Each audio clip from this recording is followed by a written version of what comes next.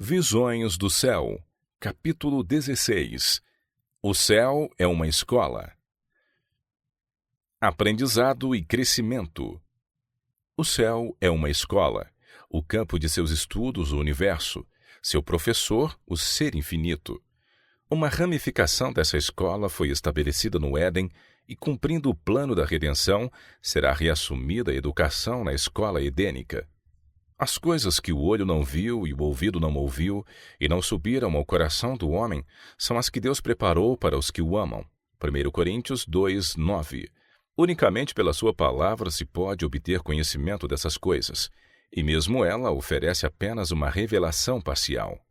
O profeta de Pátimos assim descreve a localização da escola do futuro. Vi um novo céu e uma nova terra, porque já o primeiro céu e a primeira terra passaram.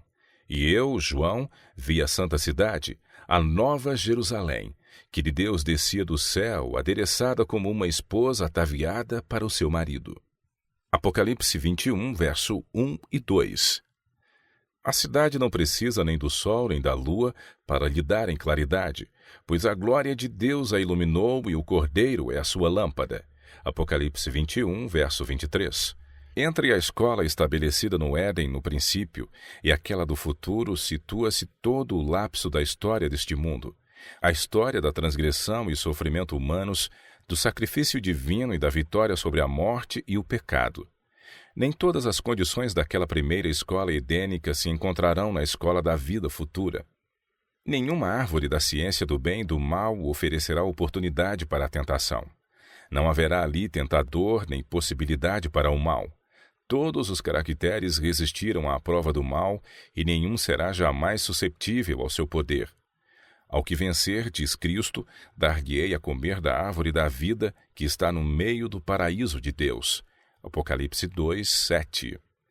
A concessão da árvore da vida no Éden era condicional e finalmente foi retirada. Mas os dons da vida futura serão absolutos e eternos. O profeta contempla o rio puro da água da vida, claro como cristal que procedia do trono de Deus e do Cordeiro. De uma e da outra banda do rio estava a árvore da vida. Apocalipse 22, versos 1 e 2. E não haverá mais morte, nem pranto, nem clamor, nem dor, porque já as primeiras coisas são passadas. Apocalipse 21, 4. Todos os do teu povo serão justos, para sempre herdarão a terra. Serão renovos por mim plantados, obra das minhas mãos, para que eu seja glorificado. Isaías 60, 21. Restabelecidos à sua presença de novo, os homens serão, como no princípio, ensinados por Deus. O meu povo saberá o meu nome naquele dia, porque eu mesmo sou o que digo. Eis-me aqui. Isaías 52, verso 6. Eis aqui o tabernáculo de Deus com os homens, pois com eles habitará, e eles serão o seu povo, e o mesmo Deus estará com eles e será o seu Deus. Apocalipse 21, 3. Estes são os que vieram de grande tribulação, lavaram as suas vestes e as branquearam no sangue do Cordeiro. Por isso estão diante do trono de Deus e o servem de dia e de noite no seu templo. Nunca mais terão fome, nunca mais terão sede, nem sol nem calma alguma cairá sobre eles, porque o Cordeiro que está no meio do trono os apacentará e lhes servirá de guia para as fontes das águas da vida. Apocalipse 7, 14 a 17. Agora vemos por espelho em enigma, mas então veremos face a face. Agora conheço em parte, mas então conhecerei como também sou conhecido. 1 Coríntios 13, 12. Verão o seu rosto e na sua testa estará o seu nome. Apocalipse 22, 4.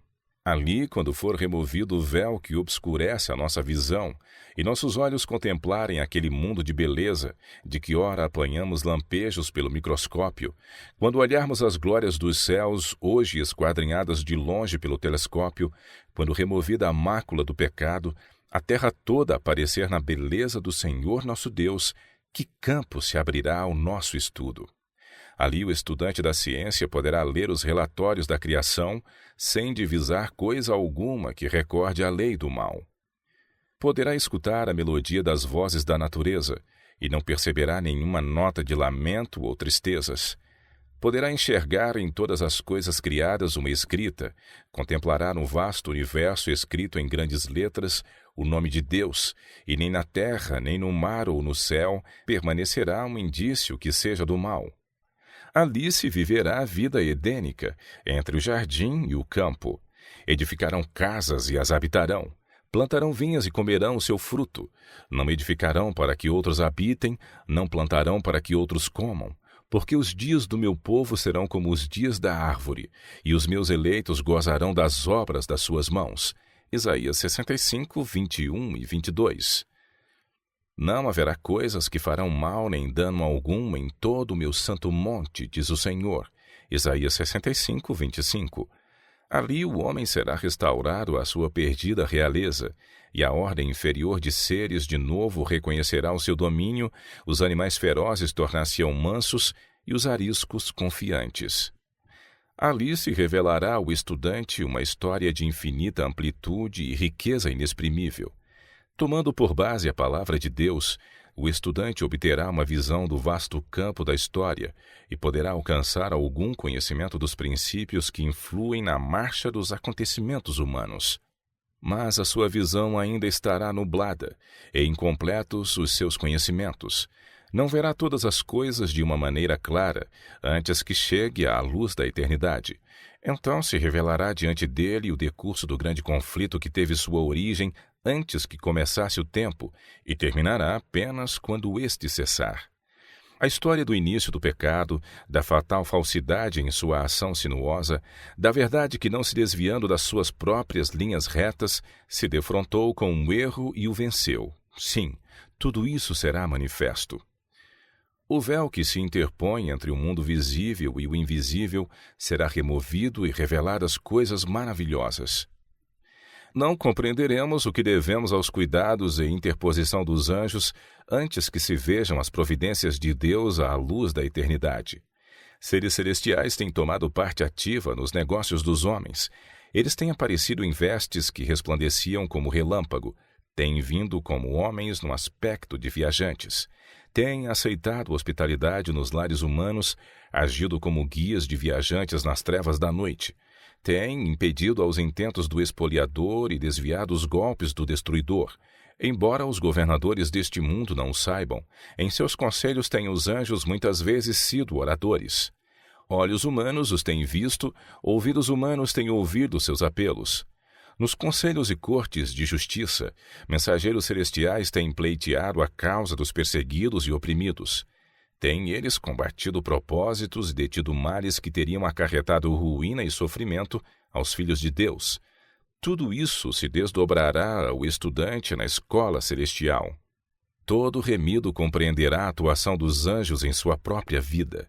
Que maravilha será entreter conversa com um anjo que foi o seu guardador desde os seus primeiros momentos, que lhe vigiou os passos e cobriu a cabeça no dia de perigo, que o protegeu no vale da sombra da morte, que assinalou o seu lugar de repouso, que foi o primeiro a saudá-lo na manhã da ressurreição, e dele aprender a história da interposição divina na vida individual e da cooperação celestial em toda a obra em favor da humanidade. Todas as perplexidades da vida serão então explicadas. Onde para nós apareciam apenas confusão e decepção, propósitos frustrados e planos subvertidos, ver-se-á um propósito grandioso, predominante, vitorioso, uma harmonia divina. Ali todos os que trabalharam com o espírito desinteressado contemplarão os frutos de seus esforços. Ver-se-á o resultado de todo princípio correto e nobre ação. Alguma coisa disso aqui vemos, mas quão pouco dos resultados dos mais nobres trabalhos deste mundo é o que se manifesta nesta vida aos que os fazem. Quantos labutam abnegadamente e incansavelmente por aqueles que ficam além do seu alcance e conhecimento. Pais e professores tombam em seu último sono, parecendo o trabalho de sua vida ter sido feito em vão. Não sabem que sua fidelidade descerrou fontes de bênçãos que jamais poderão deixar de fluir. Apenas pela fé veem as crianças que educaram tornarem-se uma bênção e inspiração a seus semelhantes, e essa influência repetir-se 1000 vezes mais. Muito obreiro há que envia para o mundo mensagens de alento, esperança e ânimo, palavras que levam bênçãos aos corações em todos os países. Mas quanto aos resultados, nada sabe, afadigando-se ele em solidão e obscuridade. Assim se concedem dons, aliviam-se cargas, faz-se trabalho. Os homens lançam a semente, da qual, sobre as suas sepulturas, outros recolhem a abençoada colheita. Plantam árvores para que outros comam o fruto. Aqui estão contentes por saberem que puseram em atividade forças para promover o bem. No futuro serão vistas a ação e reação de todas estas forças. De todo o dom que Deus outorgou, encaminhando o homem para o esforço abnegado, conserva-se no céu um relatório. Examinar esses dons em suas extensas linhas, olhar para aqueles que, mediante nossos esforços, se reergueram e enobreceram, contemplar em sua história o efeito dos verdadeiros princípios, eis um dos estudos e recompensas da escola celestial. Ali conheceremos como também somos conhecidos. Ali o amor e a simpatia que Deus plantou na pessoa encontrarão um mais verdadeiro e suave exercício. A pura comunhão com seres santos, a vida social harmoniosa com os santos anjos e com os fiéis de todos os tempos, a santa associação que reúne toda a família nos céus e na terra, Efésios 3,15, tudo fará parte da experiência futura. Haverá ali música e cânticos que ouvidos mortais jamais ouviram, nem o espírito humano concebeu, com exceção do que em visões de Deus se tem revelado. Os cantores e tocadores de instrumentos entoarão, Salmos 87:7, alçarão a sua voz e cantarão com alegria por causa da glória do Senhor. Isaías 24:14, porque o Senhor consolará Sião, e consolará todos os seus lugares assolados, e fará o seu deserto como o Éden, e a sua solidão como o jardim do Senhor. Gozo e alegria se acharão nela, ações de graças e voz de melodia. Isaías 51, verso 3. Ali toda a faculdade se desenvolverá, e toda a capacidade aumentará. Os maiores empreendimentos serão levados avante, as mais altas aspirações realizadas, as maiores ambições satisfeitas. E todavia surgirão novas elevações a galgar, novas maravilhas a admirar, novas verdades a compreender, novos assuntos a apelarem para as forças do corpo, mente e espírito. Todos os tesouros do universo estarão abertos ao estudo dos remidos de Deus. Com indizível deleite, os filhos da terra entram de posse da alegria e sabedoria dos seres não caídos. Participam dos tesouros do saber e entendimento adquiridos durante séculos e séculos na contemplação da obra de Deus. E ao transcorrerem os anos da eternidade, trarão mais e mais abundantes e gloriosas revelações de Deus e de Cristo.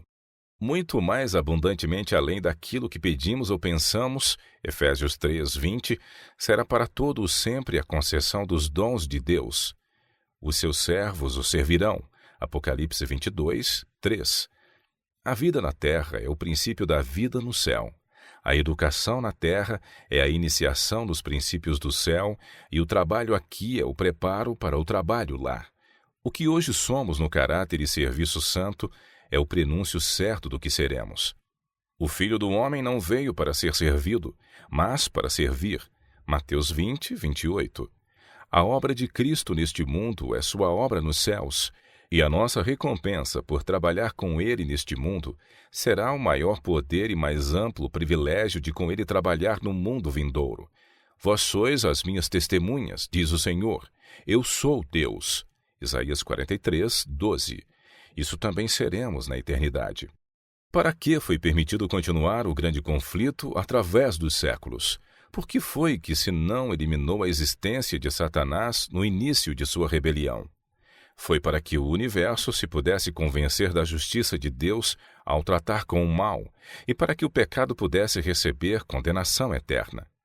No plano da salvação há detalhes e profundezas que a própria eternidade jamais poderá compreender completamente, maravilhas para as quais os anjos desejam atentar.